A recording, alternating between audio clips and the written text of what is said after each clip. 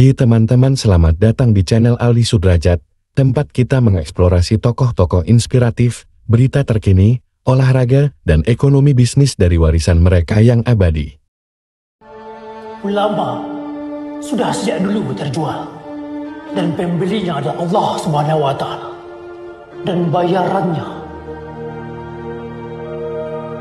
ialah surga.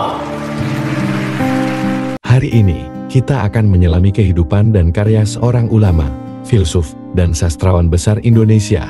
Mari kita mulai perjalanan kita ke dunia Buya Hamka.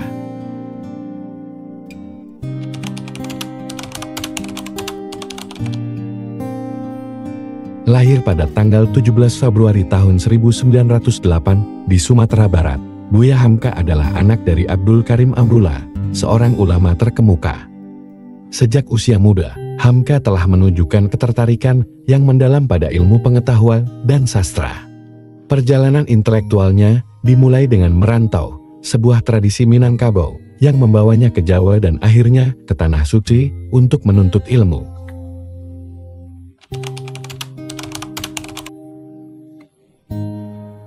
Buya Hamka tidak hanya dikenal sebagai ulama, tetapi juga sebagai penulis yang prolifik. Dalam rentang 57 tahun, ia telah melahirkan 84 judul buku.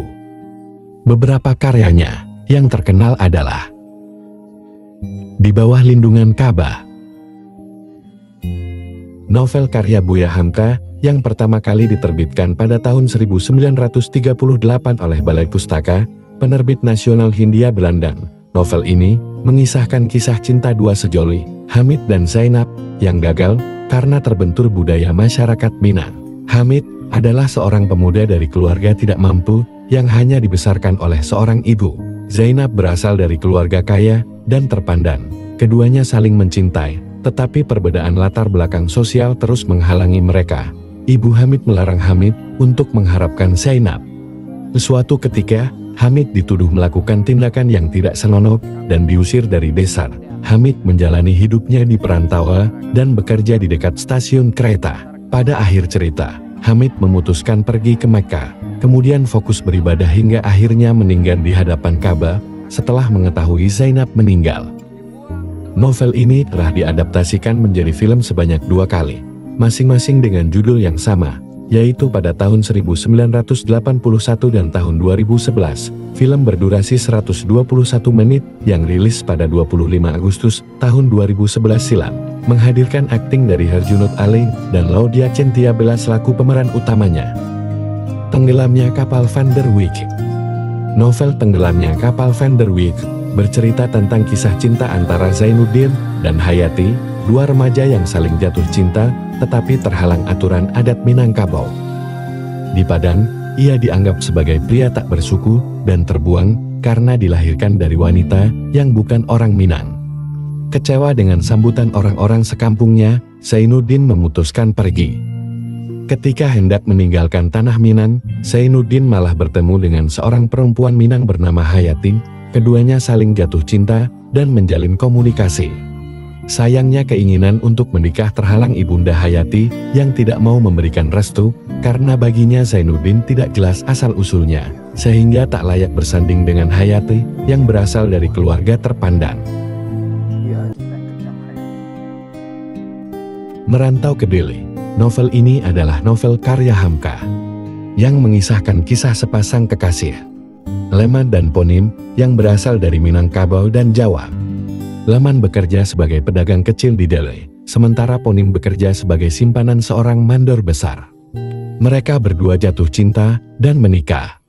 Tetapi konflik muncul ketika keluarga Leman mendesaknya untuk menikahi Mariatun, seorang gadis Minangkabau asli. Kehidupan rumah tangga Leman dan Ponim menjadi kacau, dan kehadiran Suyono, seorang laki-laki Jawa, semakin memperburuk keadaan.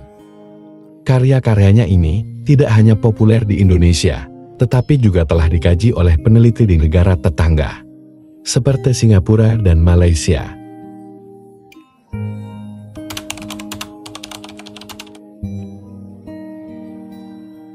Salah satu kontribusi terbesarnya dalam literatur Islam adalah Tafsir Al-Azhar, sebuah tafsir Al-Quran yang diterbitkan dalam 5 jilid, Karya ini mencerminkan pemahaman mendalam Hamka tentang Islam dan menjadi salah satu tafsir yang paling dihormati di Indonesia.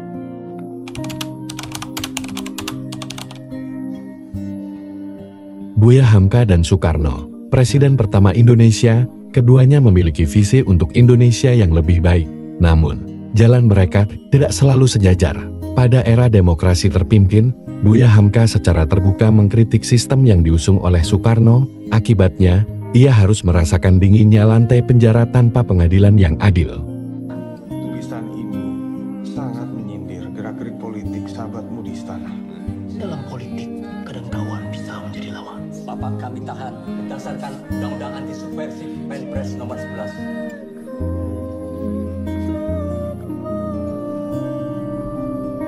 Saya bukan pengkhianat. Saya korbankan jiwa raga saya untuk bangsa ini. Hubungan mereka mengambil giliran yang tak terduga ketika Soekarno, di akhir hayatnya, meminta Buya Hamka untuk menjadi imam dalam salat jenazahnya. Permintaan ini disampaikan melalui ajudan Presiden Soeharto, Maijen Suryo, kepada Buya Hamka. Buya Hamka dengan ikhlas memenuhi permintaan terakhir Soekarno, menunjukkan kemurahan hati dan kebesaran jiwa seorang ulama yang tidak membalas kejahatan dengan kejahatan. Itulah sekilas tentang Buya Hamka, seorang tokoh yang karyanya telah membentuk pemikiran dan sastra di Indonesia. Terima kasih telah menonton, dan jangan lupa untuk subscribe channel Aldi Sudrajat untuk lebih banyak konten inspiratif lainnya. Sampai jumpa di video berikutnya.